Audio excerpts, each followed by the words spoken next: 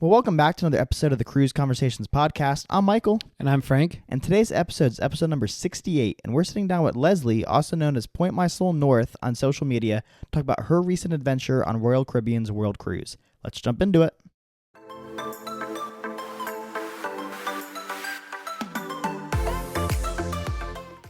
All right. Well, thank you so much for tuning in to another episode. Like we said at the top, we've got Leslie, who just got off the Ultimate World Cruise with Royal Caribbean, which is a 9-month cruise. So we're going to get into all of the details on her trip and her favorite moments. But before we do, Leslie, welcome onto the podcast. I didn't know if you want to do a quick intro, like where you're from and what do you do? Are you a full-time traveler now, or are you more so just traveling as a hobby? Thank you so much for having me. I appreciate it. It's nice to meet you guys and be here. I live in Arizona now. I grew up in Colorado. So I've kind of seen both sides of the four seasons in the desert. And I would love to be able to just own the title of being a full-time traveler. It is just what makes me breathe, and the blood in my system is filled with travel. But I actually retired just before the World Cruise left. I was strategically kind of trying to plan things. And so in July, I closed my business. I ran a mortgage brokerage in Arizona for about 20 years. And I closed it in July and spent the last 6 months like full into preparing to be gone for 9 months. Yeah, that's pretty awesome. Well, that's really cool. And also just shout out to your Instagram handle. I feel like we met on Instagram. So if you don't already follow Leslie, make sure you give her some love. Her Instagram handle is @PointMySoulNorth. Do you want to give like a quick, is that something that's meaningful to you, or how did you come up with that Instagram handle? Yeah, so actually I'm on all social media. I have a YouTube. I'm chronicling the entire trip on YouTube, and then everything on social media, but everything is Point My Soul North. So yeah, it was really just, I very much feel, like I said, that the air and the blood in my body is travel. And so for sure it was going to be something around my soul. And I just think that traveling and seeing the world changes you just at a core level, soul level. So I knew it needed to be that. And then just kind of that was where I landed. And yeah, so everywhere we went, anytime there was anything that had the word North in it, there's a picture of me or standing there, or a compass or whatever. There's pictures of that. So yeah, we were going to ask you, why do you love traveling? But I feel like you kind of answered it a little bit through what you already said. So that's awesome. And we can't wait to hear more about the trip. But before we get into the Ultimate World Cruise, we wanted to understand a little bit more about your cruising experience, right? So we know that you love to travel, but how many cruises had you been on prior to jumping on board the Serenade of the Seas? And then on top of that, were you loyal to any specific brand, or had you sailed, across multiple different cruise lines? So I definitely wasn't loyal, but I am 1,000% loyal now. I don't really attach to things like that, but I will answer your question. But to just emphasize this, Royal Caribbean could not have been more exceptionally extraordinary on the World Cruise. Wow. One thing about it is that they don't world cruise. This is not their gig. And so they were really trying to figure it out at the same time we were traveling. And that's a challenge when you're trying to provide a service to a clientele and do it on a level that you can be proud of. And I will forever be loyal to them. I'm also tied because the Crown and Anchor now, of course, we have Diamond Plus status because we instantly got 274 days, right? So that changes things. But to answer your question, I don't even know. I think I've maybe been on 10 cruises. But the funny story about that is I also think that maybe the longest cruise was probably 10 days. Okay. That's being liberal. I think it was probably 7. So it was a huge leap of faith to go from, not being a huge cruiser to jumping on a cruise ship and going for 9 months. That's crazy. Yeah, so let's kind of talk about that, kind of like the pre-cruise planning processes of this all. So, at some point, Royal began marketing this whole world cruise. And like you said, it was something that was new for them. What kind of stood out about this? I know you said you were kind of planning it around your retirement. What really made you want to book this cruise? So we had talked about seeing the world, and cruising in our mind, was a good way to do that.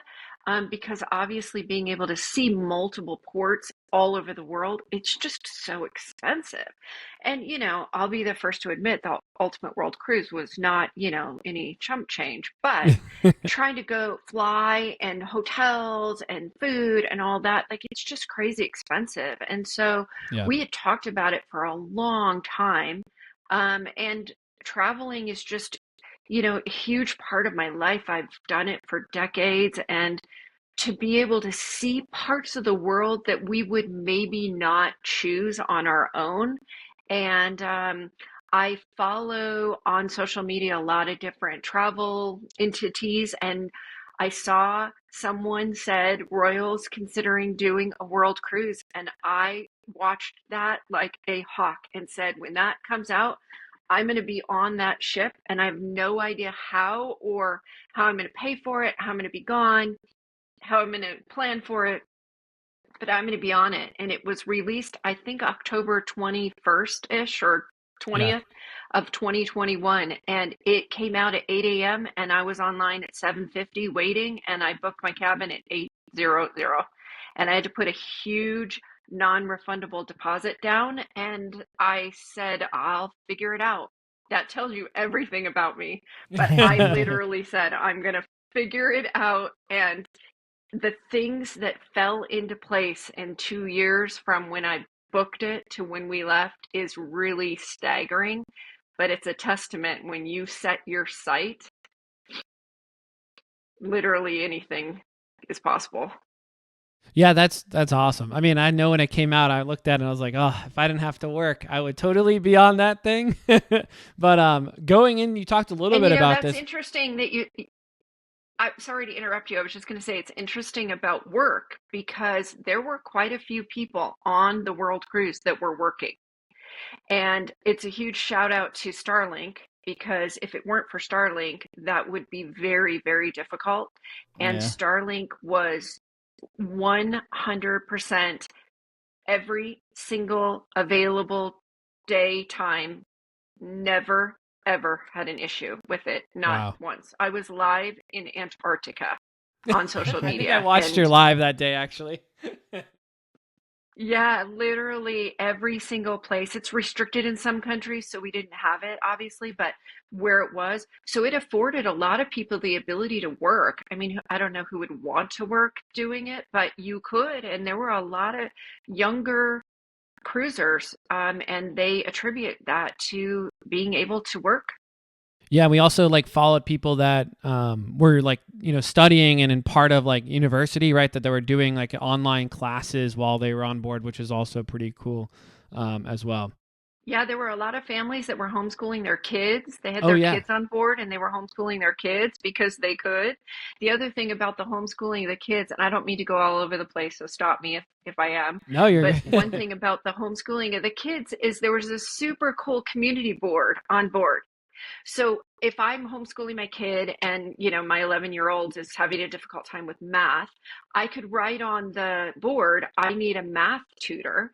And then there were Oh wow. other That's awesome. passengers that taught math in their real world or were math wizards, and they could connect. And, it got my 11-year-old off of me for an hour, right? It got somebody Yeah. else busy with teaching them math, what they love. And so there were people that were offering to do language tutors and English classes and all kinds of different things. And it was all just this community effort. And it was pretty cool.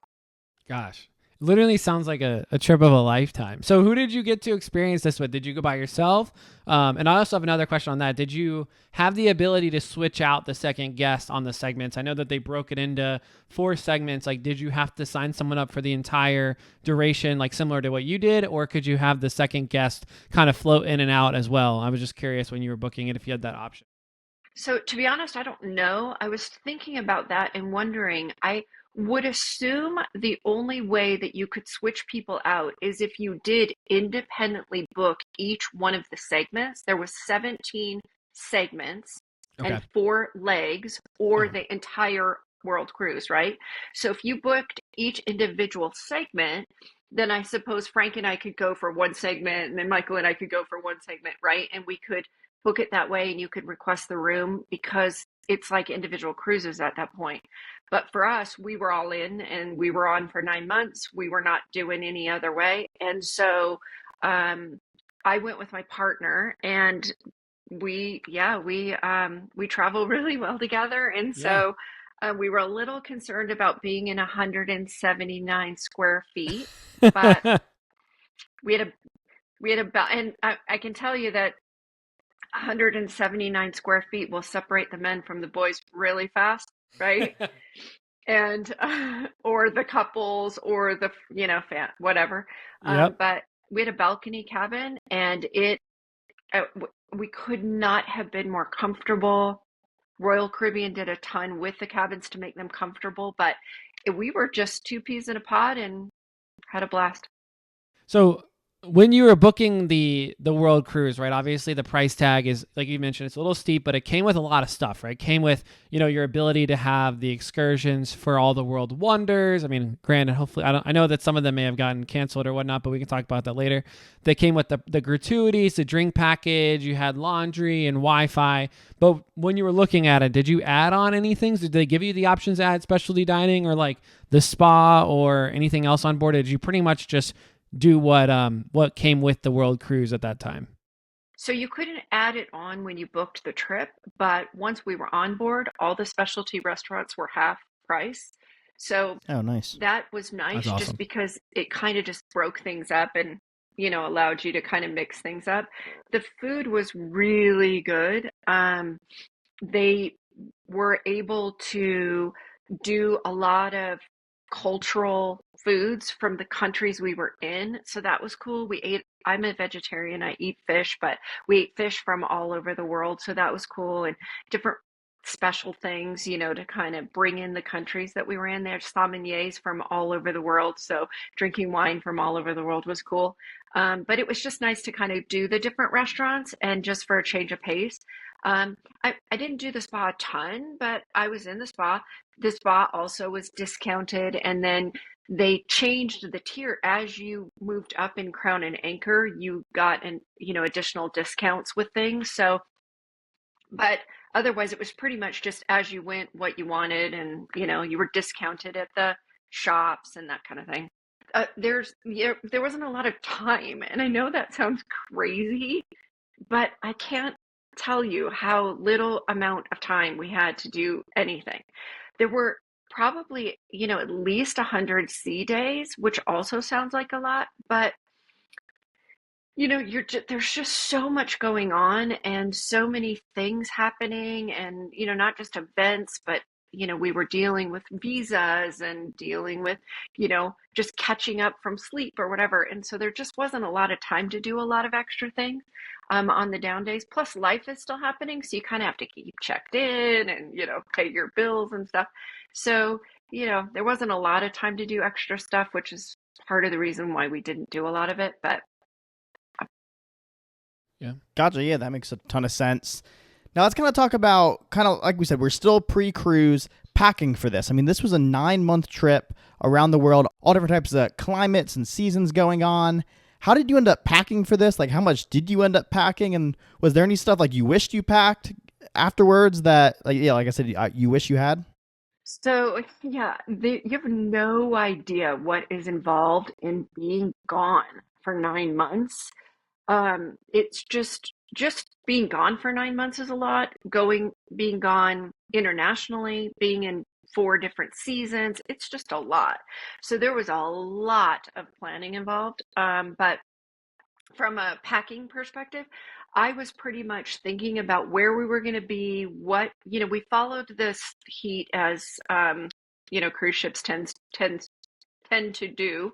And so, that helped a little bit, but, we're also going to be in Antarctica. So we need coats and hats and gloves and all that.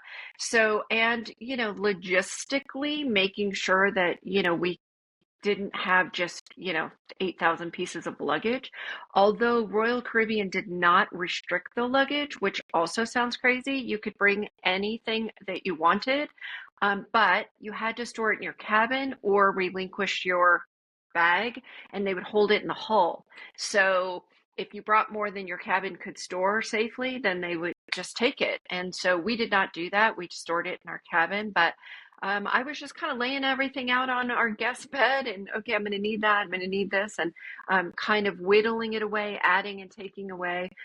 We definitely brought more than we needed, not like an excessive amount of more than we needed, but the factor of the laundry probably could have spared a lot because, we're getting stuff washed. I don't need. I had 7 pairs of black pants, and to be honest, Oh I my have no idea what I was God. thinking. And they were on the bed and they went through the rotation. I don't know how many times, and I brought them anyway. So I don't know what I was thinking, but for the most part, we did pretty good with that. We had two large bags, the biggest bags they make. We brought those, and then we each had a carry-on and then a backpack, and we did good. And that's what we brought back. Nice. That's awesome. I know that Royal doesn't restrict you, but that is like a good thing to think of is like how much can we actually fit in a cruise room and what actually feels comfortable versus having to like give someone else your stuff that, it's your personal belongings, so you don't want to just give them to the cruise line to keep for a few days. But so let's talk a little bit about ports now before we get into like the actual cruise. So I imagine you already had the itinerary, 60 countries, 7 continents, 150 ports. But like how much of that pre-planning did you end up doing for the ports? Now, did you like go and book excursions like you would on a normal cruise, or did you just kind of like get on board and have like the first week or two planned out and then you kind of did a little bit as you went? So that's kind of a two-part question. So I started the social media and everything with Point My Soul North essentially for this trip. So what I did was I backed it up from December 10th when we left. I backed it up 274 days and I started posting, okay, in 274 days, we're going to be here, we're going to be here, we're going to be here. So everybody kind of knew what was coming. And each one of those, we're going to be here, I was researching. I just wanted to have some bearing of where are we? Is it safe to Yeah. walk? Can we walk? Right? Is this a port we can walk from? Do they have Uber? Should we have an excursion? What are the excursions? What's even near there? Just everything. And as most cruises now have, we had our own Ultimate World Cruise Facebook group. So all of the world cruisers, and you had to be on the full world cruise, were part of this Facebook group. And I can't stress how invaluable that group was. Because if you think about just the three of us, right? We're all three going on the world cruise. We're all going to the same destinations. We all probably need the bulk of the same information. There's no reason for all of us to do the same research. And we may even want to see the same things. So the Facebook group created a spreadsheet of if we're going to this port and you want to see something, add it to the spreadsheet. If there's a excursion for it, add it to the spreadsheet that you want. Because if other people want to do the same thing, we'll all group together and it way reduced the cost associated with that excursion, That's right? Because we awesome. would book it through whoever. Yeah, and it also gave us insight of, well, Michael he found this super cool. I didn't even know that existed. I would love to do that. And then you could just sign up for it, and then they were individually booking them. But like the visas we did together to just try to figure out what the heck to do with all of that. And, just questions, health questions, insurance questions. Everybody's pooled their resources, and that was a project that literally I spent from pretty much January of 2023 for almost 12 months planning every single day. The other thing that I want to say about that I did is in January, I started making a list every day of everything that I did that day. So I wrote a check to my landscaper. I, did whatever, right? So that I could start looking at what do I need to account for when I don't have the ability to mail a check to my landscaper, right? Yeah. I need to figure out how to pay him. I got to figure out like my medication or whatever. And I just started chipping away at that list because that's a whole nother list that you just don't even realize what you do every day that's impactful if you're not there. Yeah, I was about to say, because like for most any standard cruise, if you're gone a week and you know you have like a credit card payment coming up or something, yeah, you pay that beforehand, or maybe you just pay that single thing while you're on the cruise. But like you said, when you're gone for 9 months, that's a lot to think about. Yeah. While you're also, like you said, It going and is. exploring and seeing the world. I mean, you would want to just forget about everything at home, but you like You can't. logistically you can't. Yeah. Yeah, well, and we have internet access, right? So I can, but like my landscaper, like he doesn't even know like what Venmo or any of that, right? I'm writing him a check, Yeah. and I can't write him a check. I can't mail a check, right? I need to make sure that I have rental properties, so my properties are accounted for, that they know what's going on, and that somebody can take care of them while I'm gone, and just all the things that you just don't even have any idea. And it's funny when we came back in September. I went back through that list because now I got to stop all of that and I've got to cut, re-enter my life again. So it was just backwards through the list when I got home. So yeah, it's just the weirdest process. You just don't, you just don't go for 9 months anywhere ever. You might go for a month here or multiple trips, but you're just not gone for an extended period of time and off the grid. All right, so the Ultimate World Cruise, I mean, we know that there were some issues and you guys weren't able to stop at every single port, but it was planned, I believe it was 274 nights, 7 continents, 60 countries.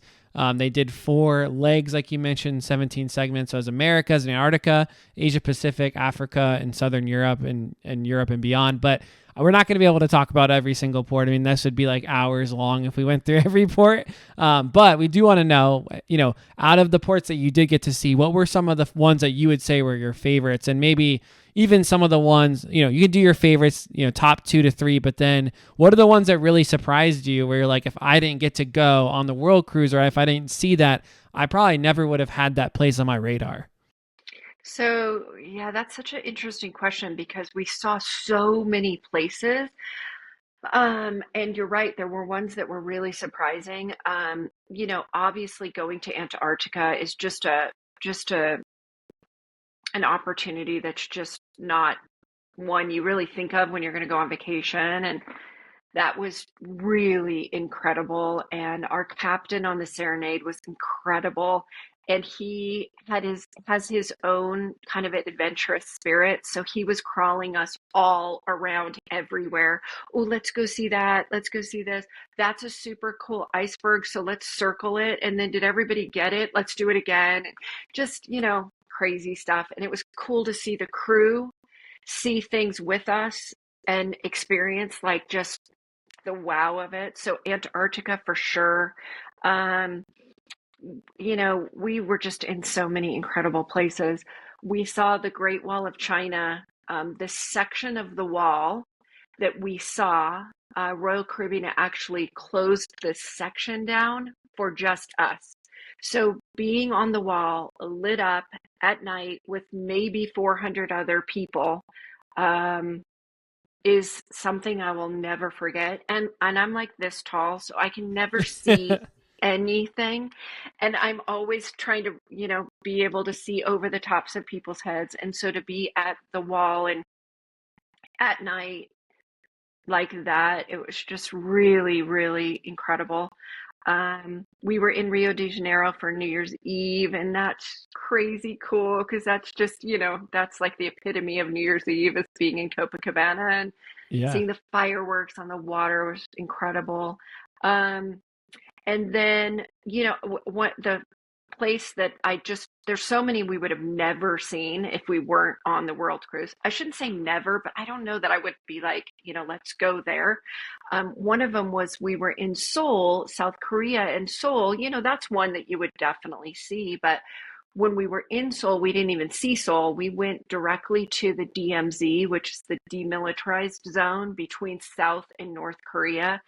And Yeah. that also sounds like such a weird choice of memories, but that was the craziest, humbling, so proud of my freedom moment. We were standing obviously on the South Korea side, but at the window where you could see the guard towers in North Korea. And like, that is just crazy. Yeah. We were down in the tunnel where they had dug to try to get over. And yeah, so that's for sure. Just some, yeah, super crazy. What about, okay, so I don't know all the details on like what ports were canceled, but were there any of them that you're like, oh, that probably wasn't my favorite, or maybe one that you were really excited about, but maybe it was just like a little bit disappointing? I'm just curious. I know that not to flip it on be negative, but is there any of those that were like, I was really hyped, but that was like one of my favorite ones I was looking forward to, but just didn't pan out like I expected? Yeah, I mean, it's kind of a two-parter for me. Um, I had a top five list before we left, and Vietnam was on my top five list, and Vietnam is just a stunningly beautiful country. But one of the things about cruising is that you're kind of tied to the port experience, right? And so what I had envisioned Vietnam to be was definitely an inland experience. And so what we saw in the ports, I was so disappointed. And so that's definitely on my list to see Vietnam in a way that I know it to be. And I'll be back.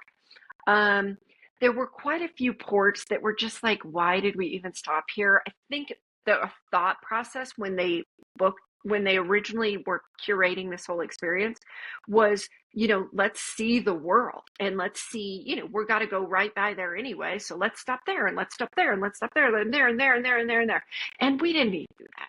What we needed to do was we needed to go to, like, for example, we stopped in Ho Chi Minh, the port for Ho Chi Minh. We should have stayed there overnight, and we had a lot of those ports that we should have stayed overnight because you just can't even get the Ho Chi Minh, for example. It took us 3 hours to even get into the city. We're in the city for like 3 hours, and then we're on the bus again to go back. And you Gotcha. just can't do that. And so that would be definitely appreciated in the World Cruise 2.0 is a lot more overnights and just eliminating a lot of those ports in between. And that seemed to be kind of a universal thought on board. You don't really know what you're going to see until you get there. So of course, there are ports that you weren't expecting that were cool. But the big ones that are great, like let's do more of those because we already know it's great. There just weren't enough overnights for sure. Where did you end up having some overnights at? So we stayed overnight in Hong Kong. That was cool, and we really saw Hong Kong and loved it. We were overnight in Yokohama in Japan, which afforded us the ability to be overnight in Tokyo. And there's some city. I mean, Tokyo. Like you gotta do Tokyo at night. Yeah. That's what Yeah. Tokyo is. And holy Tokyo, we like took it on, and it was incredible. And to speak to one of the favorites, Japan as a whole. Um, I knew nothing. We had 7 stops in Japan, and every single one of them were so incredibly awesome that we want to go to Japan and start at the very bottom and work our way up the entire country. The transit system's incredible and it's so clean. The people were amazing. And so Tokyo, we were overnight. We were in St. John's in Newfoundland, which, like, okay. And we actually got kind of stuck there because of a storm that we were afraid we were going to go into. So they called it and made it an overnight. And St. John also has kind of a party street, for a lack of a better word. It's just a whole bars and restaurants, and it's huge party area. And those Newfoundlanders know how to really do it, and so that was so fun. So it was, yeah, the overnights really were really special. We were in Sydney and we were there at like 8 o'clock in the morning and we didn't leave till midnight. So even just having a longer day was good, but we ran like crazy people in Sydney to be able to get to see everything that we wanted to see. Did you guys ever stay at a hotel? I know I saw like some people on the Ultimate World Cruise would like book a hotel and, spend like, especially like Tokyo. I think people did that where they would get a hotel for the night. Did you guys do that, or did you pretty much just stay on the ship every night?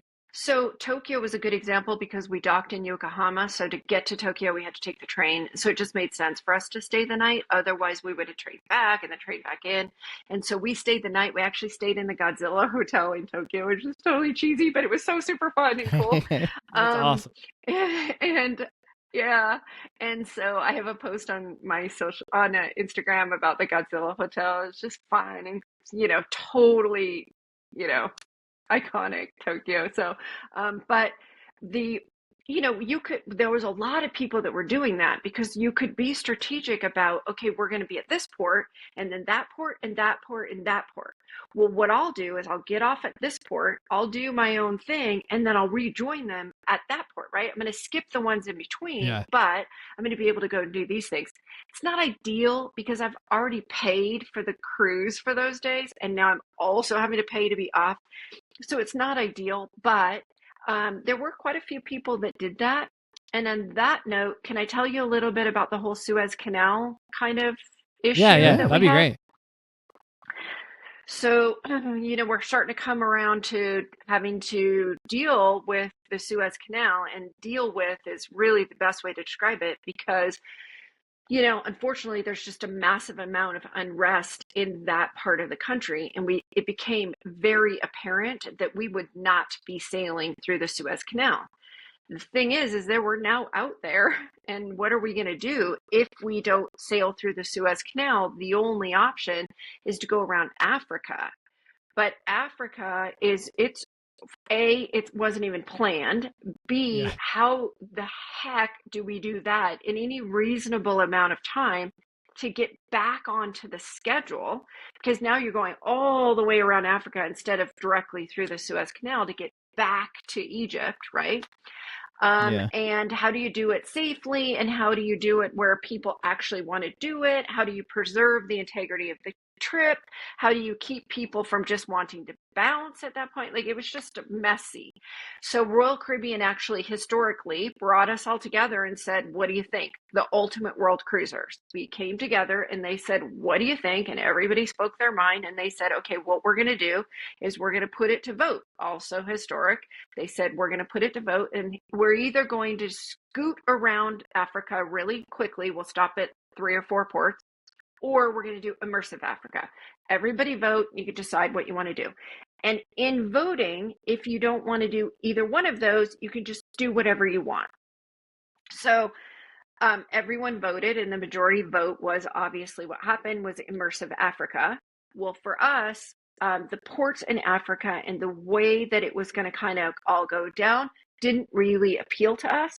And so what we did is when the Africa leg started, which was technically in Dubai, we got off in Dubai because once it was immersively Africa, it meant that Egypt and Jordan were pretty much the Med was off the table at that point because there was no way to get us Okay. back to the Med and keep going in enough time, right? So we decided in Dubai we were going to get off the world cruise and go directly to Egypt because Egypt and Jordan were non-negotiables for us. And so we got off and we spent 43 days off the world cruise. And in doing that, Royal Caribbean reimbursed us for 40 of those days because 3 of them were when we were in Venice, which was technically cruise days. So 40 days we were at changing the itinerary. They reimbursed us for 40 days. They retained our cabin. They retained all of our stuff in our cabin. They checked on our cabin. They sat down and met with us and said, are you sure? Let's talk it through. What are you thinking? Here's what we think. What do you think? We want to support you in whatever you want to do. And we ultimately came down and said, we want to get off. And they said, okay. And we got off. We did our own thing, which I can tell you about if you're interested. But I'll tell you about Yeah. Petra, even if you're not interested, because it was Yes, incredible. yes, yes. Tell us. But we got up, we did our own thing. And when we got back on in Ravenna, the cruise had done Africa, had done one stop in Greece, and then came down to Ravenna, Italy. We met them back in Ravenna. We got on the Royal Caribbean bus in Venice, took us to Ravenna. We got back on board, and the security said, "Oh my gosh, we missed you. Where have you been?" They scanned our card. We went to our room, and it was like we were never gone. So if anyone ever questions being loyal to Royal or just a brand in general, that's why. It was an experience that I was crying because it was just so, this is your journey, this is your Yeah. experience, this is trip, and we want it to be what you want it to be. And it was. That's awesome. I literally have like chills because that's like, I mean, they didn't have to do that, right? Like, it's like you decided, and it's like, that is good customer service. Do you know like how many people ended up skipping Africa? There was probably about 50, I think, that Okay. did their own thing. There were quite a few more than that that didn't vote for the Immersive Africa, but stayed on, right, and didn't do their own thing. Because as you can imagine, doing our own thing, we're on our own, right? They Yeah. did reimburse us, but you're on your own then. You've got to figure out how you're going to get around, your travel, your hotels, your excursion, all of it. And so that's not for everybody. I mean, the whole reason why they're on the ship is because it's all accommodated for you, right? Yeah. And so, that wasn't for everybody. So there were some people that went anyway, but then about 50 that got off and did their own thing. Can you imagine for Royal? They've now got 600-ish, we'll call it, world cruisers doing Africa that they're dealing with, and we've never cruised Africa before. We have no idea what to do with these people in Africa and all these ports, and finding excursions for them and making sure that they're supported and that they get the trip they want. But they also have 50 people now going in 50 different directions that they have to account for, because they've done these manifestos of, when we arrive, we're going to have these people from these countries on board that now aren't on board. I mean, it was just a logistical nightmare, and it Yeah. could not have been any smoother. It's really crazy when you think about it. Yeah. How was the Africa experience for those that like were able to go on that leg or wanted to go on that leg of the journey? Did people say that it ended up being good and it was safe and everything, or what was the feedback? Well, so I think it would depend on who you talk to, and I think it would depend on what they did, and just, there is such a personal experience. This whole trip is such a personal experience. But what we heard, I think that, Africa is a big, beautiful country, but they're just not, a lot of those cruise ports are just not set up to have hundreds of people come in at one time.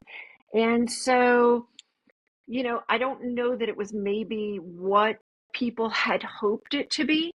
And keep in mind, it's one thing to do what you're not that you could have done something else, but it's another thing to be reimbursed to do what you want, right? Because Yeah. now I actually have money in my hand. I can go do whatever I want.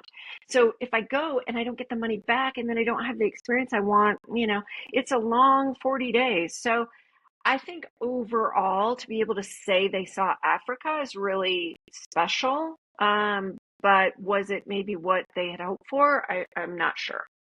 Now, going into your, like, between when y'all had that vote and you got off the ship, how much time did you have to kind of plan the start of your time off the ship? Was it like quick and you got off the ship and kind of had to figure what you were going to do, or did you have some time on the ship to still kind of plan?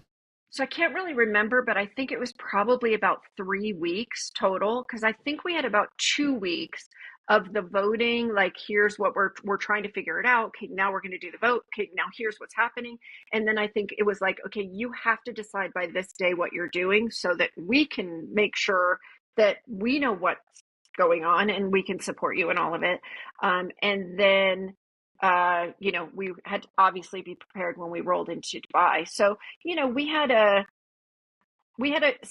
considerable amount of time, but in the same sense, Roy and I are going to Jordan. We're going to Egypt. I mean, that's like not an easy gig to plan, especially right now, because it is in a part of the country that, is just kind of right there in the middle of all of it. So could we have had some more time? Yeah, but I took the 40 days that we were off and the amount of money that we were reimbursed from Royal, and I, without restricting anything that we wanted to do in the 40 days while we were gone, I kept track of every penny, and we spent almost exactly what they gave us back, which the irony, I think, in that is that they know exactly what they're doing when they price these cruises. Because when it comes to hotels and food, right, and travel and transportation and everything else, like it sounds like it's expensive, but when you try to do these trips on your own, like you're gonna spend it. It's just how it works. Yeah. So, yeah. But we got the trip that we wanted, and it was really incredible. Now, I know you mentioned that you had some non-negotiables in Egypt and Petra. What can you tell us about your time there? I said that they were non-negotiable. They were non-negotiable for us, and because of where they're located in the world and what's going on there, their tourism has just gotten slaughtered. So it was definitely bittersweet for us because these people rely on tourism, and that's where a lot of them make their money, right? And so it was hard to see them not thriving the way that they normally do, but it afforded us a trip that was like nothing we would have ever experienced in our lifetimes because I have pictures of us being at the pyramids where there's not another single person in the picture. And that is not, that just is, doesn't happen. I was inside the pyramid with maybe 10 other people. And when you see videos of those inside the pyramid little trips, there's it's just a line of people and you're in this super narrow tunnel of claustrophobia with hundreds of other people. So I have pictures of us in Petra, and you mentioned the world wonders. Petra is obviously a world wonder and it was on the original itinerary. The cruise obviously couldn't go there. When we went, we did Petra, and out of every excursion, every world wonder, everything I've ever seen in my lifetime, if that all was like at the very top of my head, Petra was in the stars. The place is magical, and yeah, it I cannot recommend it highly enough. It's so remote. It's obviously not for everyone, but it was so incredible. You're making me want to go on a world cruise right now, so I guess I gotta start saving my money. Yes, start today. All right, so let's talk about some of the onboard experiences now you had on Serenade of the Seas. Like we said, this was a 274 night cruise. So let's kind of just start with entertainment. Like, how did entertainment work on the ship? Did they constantly kind of repeat some of the same shows and acts throughout it? Did Royal kind of do some things to keep it fresh, kind of different from like a normal sailing? What did the evening entertainment look like on these sailing? The entertainment was interesting. There is a royal team, right? So they have singers and dancers and musicians and that kind of thing. So they were kind of a consistent um, offer, but they were great. So, but we probably had them, maybe like once a week. And then they brought on as much local talent as they could, which was really cool. There was musicians and dancers and singers um, and jugglers and acrobats and you name it, like every single possible entertainer that they could get locally, they brought on. So it was cool. We could see a lot of that we wouldn't have seen. They had a whole folkloric show, which was super cool. So when we left a specific port, they would have just the locals. Sometimes they were just kids, a little dance troupe or whatever. But the cruisers, in support of the local port we were just in that we just loved, and then seeing like little dancers, from Sweden or whatever, performing for us. It was really cool, and everybody would just go berserk when they were done. And it was cool because here they are, they're just doing their little show and probably, just hoping for applause, and the place would just standing ovation and people were screaming, to show them how much we appreciated having us and welcoming us. That makes me think of the ports. At the ports, at almost every port when we got off, they had talent at the port, so we could see them from our balconies. We would come out and they would be there to welcome us, which was really cool. And the ports that didn't have anybody at the port, it was always like we kind of got used to it and them welcoming us, so that was cool. But yeah, they covered the gamut with the entertainment. There were comedians, there was adult comedians and family comedians, and some of them repeated because we loved them so much. And Royal actually asked, like, tell us who you like, and if we can bring them back, we'll bring them back. And so it was cool. We didn't do a lot of the shows, mostly because we're so tired. Yeah. Yeah. And Yeah. so, we would kind of just, die early. But it was a variety and a good one, and we loved it.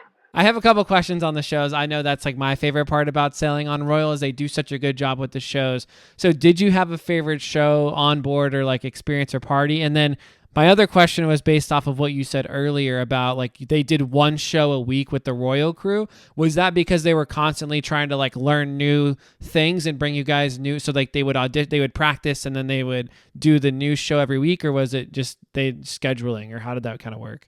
Yeah, I think it was just kind of because they're the royal show, and it didn't ever repeat. It was never the exact same thing. But if the piano player played Elton, then the piano player would come out and do, whatever, a different artist. But it would still be him and the piano. And so it was similar, but it was different in that way. Um, they also did enrichments, which I don't know if it's a new thing with the cruise ships to do enrichments, but or if it was just for the world cruise kind of thing. But they brought on so many cool random people. So there was a guy that completely investigated the Kennedy assassination, and so he did like 8 different enrichment lectures of his theory of what all happened with Kennedy, and that was so intriguing. We had an astronomer on board that did, I don't know, probably 10 different lectures on astronomy. And That's he awesome. was so interesting and so cool and so fun. Um, so there was a lot of port information. There was a lot of not port related, but like, the animals of Antarctica, that kind of thing. And so it was a lot of just very information based, and everybody loved those. So the astronomer was one I really, really liked. That's really cool. We talked about this in the past, but like not only just bringing random people on to talk about like cool topics like that, but you think about a group of 2,000 people like that are on Serenade. Imagine like the lectures like you guys could give. Like you've probably got teachers that do history, and you've got people that build cars and do that. Like there's just random things that people Yeah. do that you could have them just go get up there with a PowerPoint and just talk about for an hour. Which I think that would be something cool to see on other cruises, honestly. Well, and it's funny that you mentioned that because they did that. This Oh. the crew, the passengers ended up started doing their own thing. And so because everybody does have their own knowledge base. And so there were musicians that would play. There was a guy that played the trumpet in the Crown and Anchor pub. That's awesome. There's a guy that is super into bourbon that did a whole lecture on bourbon, and they were all just the passengers, and Royal supported it. They just gave them a venue. They would put it out in the compass so everybody knew it was there and they could sign up. Artists, there was everything. And that was really cool too, because we're all family now, and you could get varied things and participate in stuff that you maybe wouldn't have otherwise. I was about to say, you made the comment kind of how it all kind of felt like one big family at the end, and it sounds like that's one thing Royal did like a real good job at. Kind of like you said, they were there to like listen to your opinions on stuff, provide space for people to do these lectures, and even kind of like the spreadsheet you were talking about at the start in the Facebook group. But also like the crew, like in all the TikToks and stuff, are saying like the crew is very much a part of this experience too, and like they were there with you, which is I think really really cool. Yeah. Yeah, it was incredible. Not only with us as passengers coming together as newfound friends and family, but the staff and the crew. You just got, we're every day with these people. I mean, their contracts are usually 6 months, so some of them, switched up along the way. But yeah, you got to really know them, and they got to know us. And the captain even started calling us his fellow sailors, and he was incredible. And we all loved him so much. It was funny at the end, they spoke, and, they did a whole bunch of stuff at the end. But speaking with him, somebody said one recommendation we would have is that when the captain comes on, you can't hear him in the cabin, right? Because they restrict all the speaker system now. And so you'd have to go out to open your door. And everybody went crazy when she said, could you just give like an extra 5 seconds for us to get out of our cabin so we can actually hear you, because we want to hear every single thing you have to say. We love you so much. And so the captain and the crew was just so supportive. And when you came on, security knew you, so they would say welcome home, and how was your day, Leslie, and how did it go, and did you see the pyramid the way you wanted to, or whatever you were going to do. They knew what you were doing. The bartenders knew your drink. So a lot of times you would walk through the bar and they would just hold it out for you. So as you were walking, you could just grab it and keep on walking. They just knew. That is They knew so what you wanted to eat, how you ate. Yeah. They celebrated my birthday every single day, the month of March, in the dining room, and just made it really special. Our waiter was bringing out spices for us. They would buy spices on at the ports when he was out. He would bring them back to share them with us. Several times the crew actually, when they were off, they did excursions with us. So one of the crew members went to the Heineken Museum with everybody when they went to Heineken.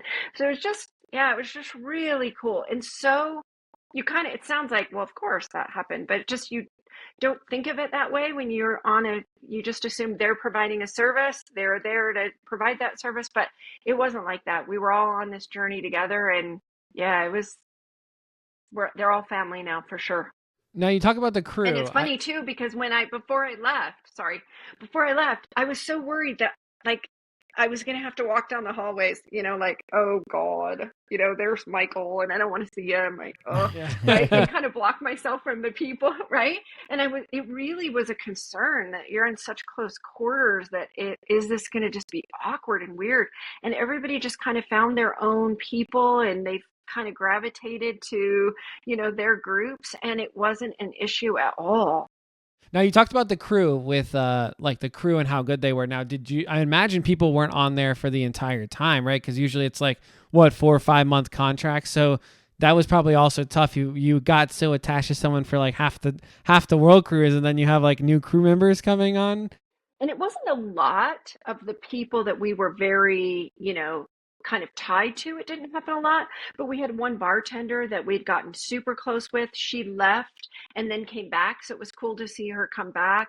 We had one of the waitresses, and you spent every single night with them at dinner, and so, or for the most part, and she, they have their families at home, and so to hear their story and to know how much they're missing their families, and to know they get to go home and see their family, but they also want to work and make money, and so that whole struggle. One of the waitresses, when she left, like, I lost it. I was just sobbing saying goodbye to her. And that is not me at all. But you do just really start to, they get very involved in your life and you get very involved in theirs. And yeah, you're kind of all in it together. And seeing the ports with them, like I said, in Antarctica, the entire crew, like the engine guys that you don't ever see, all those guys were up on the decks with us and they were all taking pictures and we're all screaming when we see whales. And, the captain was alerting us when he would see things from the bridge. He would come on and say, whales on the port side, 11 o'clock. And then everyone would run to the port side to see the whales. And then he would say, dolphins on the starboard side, 4 o'clock. And then everyone would run to it was just, we were all together, all taking pictures together. And the Northern Lights, we were out at the Northern Lights and the crew was out at the Northern Lights, and they're all taking pictures. You have no idea who's who because everybody's all bundled up in the dark, but just all celebrating it together. Yeah, That is crazy. awesome. So you talked about the food. I would love to we love the cruise food. Typically it's so good. Now I know logistically, and this was also, we were talking about this earlier, like Royal has to probably get food on board and drinks on board in places that they just have never done that before, right? Think about Africa and, places that they've never really gone. They now have to order things and go with vendors that they've never used, which I'm sure made it really fun for the dining room staff. But let's talk about food. So how did you kind of tackle breakfast, lunch, and dinner? You got the Windjammer, you got all the free options, but how did you kind of, go about your normal day? And then, maybe some of the specialty restaurants, if you did get to try them, what did you think about those? Was it worth it? Kind of how did you go about, your meals while you're on board? So it's funny that you mentioned the struggles with the food, because if you have any of the rations or, whatever they call them for the food coming in at a port that we now can't go to, that food truck is there and there's no cruise ship to receive it. And so we had one of those that was chasing us, never did find us. The truck just kept going and kept following, trying to get to the next port, and it never did make it. And so that happens apparently with cruise ships, and they just donate the whole truck And we did learn that you may know this, I didn't know this, but anything that's not perishable, they actually ship from Miami with Royal Caribbean. So Oh, wow. they every single thing comes out of Miami, no matter where you are in the world, unless it's perishable. So obviously the meats and vegetables and that kind of thing, they get local. One of the ports we were in, the fish had come, but the ship was leaving. And so like Oh there's no. the fish, but we're already on our way. And Oh, so gosh. the food and beverage guys asking the captain, can you wait? And the captain said, no, we've got to go. Like we're out of here. We got to leave now or we'll be fine. And so they put a ramp out and put the crew out as the ship is kind of pulling away, and they were hand pulling the boxes on to get the fish on Oh board because the Lord. food and beverage guy was not going to lose it, which I appreciate being a fish girl. Um, That's ate fish awesome. from all over the world, so that was amazing. We saw the food and beverage guy out buying caviar in one of the places to have a special caviar for us. So that was really cool. They did buy a lot of local stuff. And one of the ports, he stopped at a place to make, I can't remember what it was, but he wanted them to make some kind of like rolled cabbage thing. And so he asked this vendor, a restaurant, local restaurant, if he could make 250 of these little rolled cabbage things. And can you imagine being a little restaurant having a cruise ship come in and say, can you, like, I've Yeah. got 3 hours. Could you just whip that up for me? Um, but yeah, they definitely took pride in trying to bring the local culture to the food when they could. The menus were on a 28-day rotation so that we Okay. didn't have the constant same food. It was rotating. And when you think at home, you don't eat that way. So it was plenty of difference. Yeah. And they had a special every night. So that was cool because the special typically was something that was local, a local fish or a local dish or whatever. And they obviously would let you try all of it or any of it or bring out, a lot of times they just brought out the special and we could all just share it. We, in a unique way, came together, 10 of us, 5 couples that did not know each other. We came together before the cruise to be together at our table. And I thought that was a really wonky idea in the beginning, but I came to love it and so appreciated having our group. We could come together and share our experience from the day and know that we, kind of had this core of people. So the food in the dining room was always really great. The As far as our routine, food has been a big question on social media because holy cow, how you not gain 8,000 pounds being gone for Yeah. 9 months? But that's kind of a two-pronged thing because for us, we were very intentional about trying to stay with our normal kind of food process. So we weren't eating crazy. And what I normally eat at home for breakfast, I would eat in the Windjammer and for breakfast. And, just kind of keep it, you know, contained and reasonable and not crazy. And the Windjammer mixes everything up. You can literally get whatever you want. And they also were very accommodating. So if you wanted something that was not out there that they could provide, they would do it. They would do anything we asked them to. And we literally, we didn't ask for a ton of stuff, us, Roy and I specifically, but as a group, I don't think everybody asked for a ton of things, but a significant number of things that they never said no. And at one point, they Wow. brought out Lay's potato chips in individual packages, and you'd think that they had put $100 bills in the Windjammer because people were going completely bonkers over these potato chips. But it was like a little piece of home and what we knew, and like just such a cool thing that they actually had to restrict the number that you took because people were like hoarding them. um but then we ate at the specialty restaurants, which were cool, just a different experience. A lot of the similar food, but it's just prepared in a different way and presented in a different way. The Izumi on the Serenade is just exceptional. So they had a special event in there with the guy who is responsible for Izumi for Royal Caribbean. And I'm Yeah. sorry, I don't know his name right now, but he had a I should know special his name too. sushi night. And so that was cool. We got to meet him and he did all special sushi for us. And so, yeah, the food, after 9 months, is like, okay, I just want my food at my house in my own refrigerator and my own thing. So towards the end, it was a little like, okay, I'm ready now. But that was for me probably at the 8.5 month mark. I couldn't have said, I couldn't have asked for better food and service. And now, did you find yourself, like, especially like the port days, like grabbing lunch off the ship or like eating a good amount off the ship in the different ports of call? If we could, Roy's not super adventurous with food, and I am crazy adventurous with food, and so it just depended on where we were.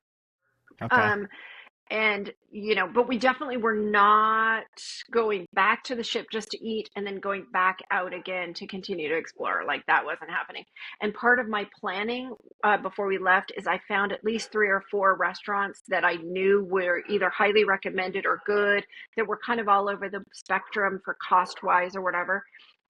To make sure we had some plan, some place that I knew was going to be decent. So we weren't searching for good food. And then we Yeah. explored a lot and just found different places. They did allow us to bring wine. They typically for the cruise ships, they restrict alcohol and anything for you to bring back Yeah. on board. They did restrict that with us too, except for with wine. They said you can bring as much wine as you can store in your cabin back with you.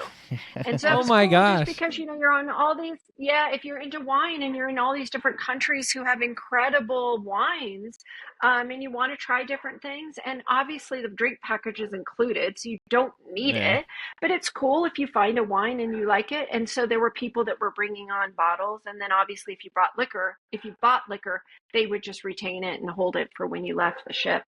Did anyone do like a wine club where you like try different wines from different countries? I feel like that'd be kind of fun to be like, let's do a wine, like let's do a wine Tasting tasting type thing, Yeah. Yeah, we did do that. We actually, as a group, the 10 of us had a chef's table night where instead of the wines at the chef's table, we all brought wines. So we each brought a red and a white, and they just lined them up at chef's table. And then the sommelier and the chef paired them with the food that they presented, and we drank the bottles we brought. We did that a couple times. We opened chef's table as a group, and we closed chef's table before we left. Oh, that's awesome. So, all right, so let's jump into sea days a little. I know you said there were about 100 sea days on this sailing. You said early on kind of use these days to kind of rest, kind of catch up on sleep, because like you said, all these other days you were out exploring the world. How did you kind of tackle your sea days that you kind of did do stuff throughout the day? Yeah, this is another question a lot of people ask, like, what are you doing? And isn't it just getting boring? And, like, oh, are you just over it? And, to be honest, there just was not enough time for anything. In 9 months, I came home exhausted and a level of exhaustion I cannot even describe. So even like when we were down at the tip of South America, we had about 9 days of back-to-back sea days. And even during that time, it was only on maybe day 8 that we were really like, okay, we need to get our feet on land. Um, because not only is there a ton of stuff to do on board, there was a ton of stuff for us to do, right?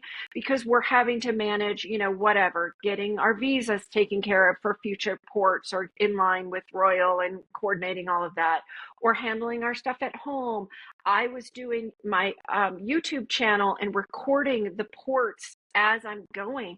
So I spent a lot of time recording the videos and the narration of, where we were, and just getting caught up at home, calling family, and, then we have to eat, and then we're meeting our friends. We met our friends almost every day for happy hour. We weren't drinking every day. So let me just clarify that. We would always meet and kind of recap our date and then go to dinner or go to the show together. And it's amazing how fast, happy hour was at 6 o'clock, and it's amazing how fast 6 o'clock comes when you got all that other stuff going Yeah. on. So Yeah. there were very few days where we just hung out. You got the enrichments in there or whatever activities you're doing. And so, yeah, it went really fast. And every time I was like, it's 6 o'clock already. Like, I didn't even get any Yeah. for what I needed to get done today. And then, oh, I'll do it tomorrow. And then, oh, it's 6 o'clock already. So yeah, I was just running all over the place. And yeah, that was another reason why I did not gain a single pound while we were gone, as crazy as that sounds, but we walked not only in the ports, but on board, just getting to everything. It's not just Yeah. 5 minutes to get anywhere. Oh, So no. that takes a lot of time in your day too. And that's like the sea day. I mean, it feels much different like your typical Caribbean cruise, right? Like your Yeah. sea day, you're just kind of chilling out by the pool all day, having drinks and all that. But like you said, you probably can't do much of that because, like you said, you're either working on the visa stuff or focusing on stuff back home, that Yeah. it probably wasn't as much like a party during I kind the of day, look at per it as se. like your weekend where you just like kick your feet up because you're like going, and you have all these stops. And it's like, yeah, most of us kind of relax on the weekend, and that's kind of like your like weekend, because the other days you're like going and you can't look at your phone, you can't look at your stuff because you're in another country and you're like at the Great Wall of China. Yeah, we definitely realized very early on that we were travelers, not on vacation. Like we were living on a cruise ship, right? And so if I was at the pool, probably no joke, less than I could count on one hand.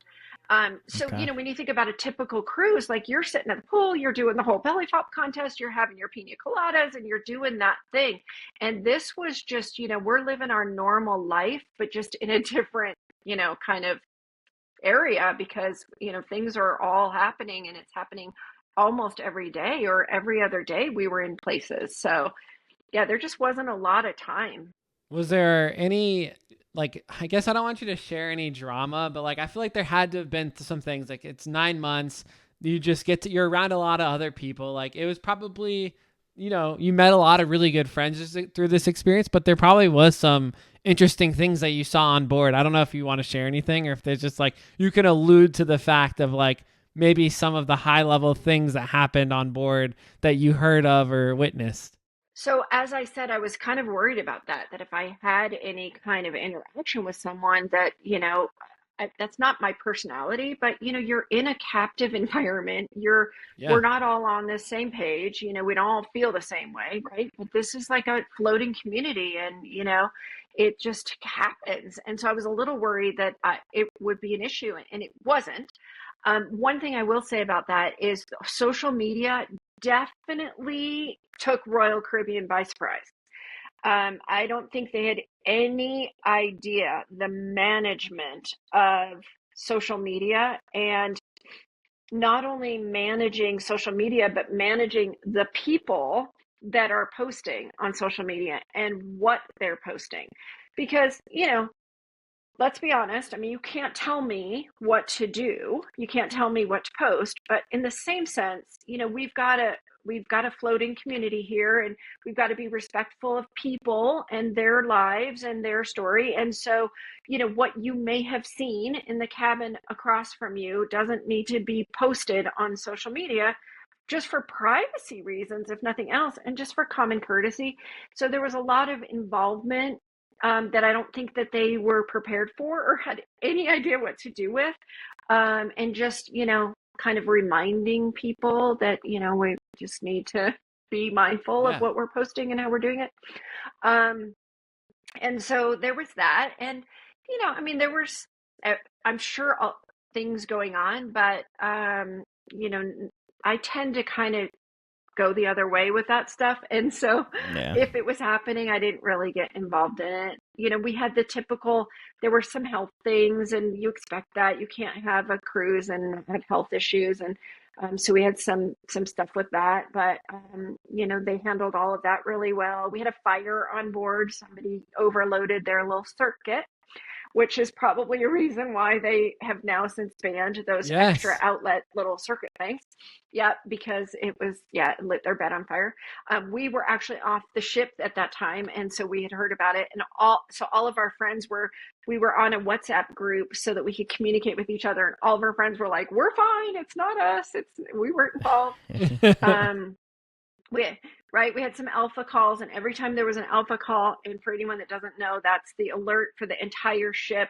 There is an emergency, someone needs assistance, and they would call it out, and everybody would hear it. And so every time there was an alpha call, everybody would check in, so we all knew at least our core group was fine. At one point, they actually called one of our groups cabin numbers, and so we all instantly panicked, and they just called out the wrong cabin number, scared Oh the man. crap out of all of us. But Oh my gosh. otherwise, I think it was normal, like, situations, and they dealt with it. Security was not messing around. I actually had a security incident in my cabin. My blow dryer set off the fire alarm. So Wow. yeah, because apparently they're heat sensitive and Yeah. smoke sensitive, and so yeah, they and those commercials where they show the woman blow drying her hair and the phone's ringing, and she shuts the blow dryer off, and then the phone's not ringing, and then she starts it again and it rings and shuts it off and it's not ringing. So my Yeah. phone was ringing, but I thought it was just the buzz of my blow dryer. So it's ringing and and it's ringing. And so before you knew it, security was at the door, and they are not messing around. And he dealt with all of it. He was sure I was smoking and I wasn't, but they are super thorough, and he was crystal clear. He did not want to be back there again. And so to work it Oh out, or I man. was going to lose that blow dryer. And so I did. I had a whole system. I had to open up the whole cabin and the balcony and everything to accommodate it. But yeah, they just were on it. We saw several times where crew was trying to, where they were leaving for the, to go out to shore or whatever. And they have a whole process with that. But the crew would try to come out where we were at, and the security would say, no, you've got to go to this area. Even the captain at one point was exiting, and the crew said, no, you got to go to your exit point. And they sent him on Wow. their way. So they were on it. They did all their checks, and they were constantly in training. And so, yeah, I just, nothing that was anything, And it was funny with the social media thing. I had to alert my friends and family that whatever you see or hear on social media is probably not true. So please do not freak out when you see it or read it. I will let Yeah. you know if anything's going on, because it started to become a thing. Like, is everything okay? And should we be concerned about you? Because there was just crazy stuff going around. And so, yeah, social media is a crazy animal. Yeah, that's true. Well, we wanted to wrap it up. I mean, I feel like this has been an awesome interview, but we do have a couple more questions if you're willing. We wanted to just kind of, recap, what would you say to someone who was on the fringe, maybe didn't book it this time? Do you think that it was something that you recommend to people that are looking to maybe, I was on the fence, I'm not really sure if this is something I'm interested in? Like, what would you say to someone like that? Is it really worth the price tag of this experience? So that's definitely a personal question, right? Because everybody travels and has a different intention with it. But they did announce before we left that they have intentions of doing a World Cruise 2.0. And so if they do, um, there's no details about it, so who knows? But likely it'll be a shorter journey, and probably 27, 28 or later, right? But if you had any kind of similar thought process that I do, I would say absolutely. Like, eat ramen and peanut butter and jelly every single day for until the day you leave, to save every single penny. It was the most extraordinary experience. There is not enough hours in the rest of our lifetimes for me to articulate it to you. It Yeah. was just an experience that will never be replicated, or Yeah. there's no way I could do it the way I did. It was worth every single penny on every single level, and very little complaint. Royal actually sent a survey out to us to get our feedback for a potential new one. And in there, like, my biggest request was overnights. Otherwise, I just couldn't say enough. And Yeah. actually, Michael Bailey came on board at the end when we were doing all the celebrations and everything for the homecoming, and he was blown away. He was so overwhelmed with, he couldn't get from one step to the next step on the stairwell without people stopping him to say how incredible and grateful and thankful they were. It's worth every single penny. So if you're into travel and this is your thing, 100% save and go. Just don't stay in 1022, because that's mine. I mean, I was about to say, I mean, for someone like you who's only done like 10 cruises going into this, like, what does cruising look like for you now going forward? Is it something like you're itching to get back on board a ship now in the future and do more of them and kind of see more of the world this way? Or do you kind of just plan on kind of going back to some of these places on your own and kind of traveling and seeing the world that way? I think it would depend. I was trying to find any little corner I could hide in so that I could just stay on board and never leave. I'm not joking about that. I would stay on and be there every single day for the rest of my life. I have a family and friends and a dog and all of that. So I, of course, couldn't. But if I could, I would. I thought it was that incredible. But the thing about the cruising is, you're most of the time you're going back to the same ports, right? So unless it was dynamic ports that really appeal to me, I'm not sure how much I would want to do again, unless they were, the ones that I thought were really cool. I for sure would want to be on the second world cruise, because you start to hone it, really get it, and they got it so good this time. I can't even imagine what the second one would be like. And we have to go back to Machu Picchu, and we got to do it together because we weren't able to do that. That was one of the ports. We went to Cusco, but we weren't able to go to Machu Picchu because of the stupid strike. And so we all have to do that together. So we all have to be there. But, I think there's something for land travel because it's so immersive.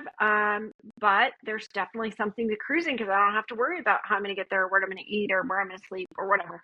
So it's just kind of, I think it would depend on the destination for me. Otherwise, I don't even care. I'm all on the put a backpack on my back, and as long as I'm safe, I will literally sleep in the closet of someone's little hut in the middle of nowhere. I don't even care. I just want to be safe. No, that's awesome. Well, Leslie, like we said, thank you so much for doing this interview. It was a lot of fun. Hopefully we get to come on and talk to you again about either something around the world cruise or just a future travel. But make sure if you're listening that you give Leslie a follow all on all social medias, right? So it's Point My Soul North. I believe you said you're on YouTube, you're on Instagram, Facebook. Is there any other, TikTok? Did I miss any of those? Yes. Yep. And, there's the reunion cruise. They announced the reunion cruise. So the reunion cruise for the world cruise is in Alaska in September. And so we can certainly talk about that. We're going to do an extension on that to do the San Diego to Miami part, to do Panama Canal. So we could talk about that. Oh, nice. And, yeah. Yeah. And then, we'll probably do some other land trips. So if you're, you guys are kind of into the cruise conversation, but certainly any travel info, I'm all over that.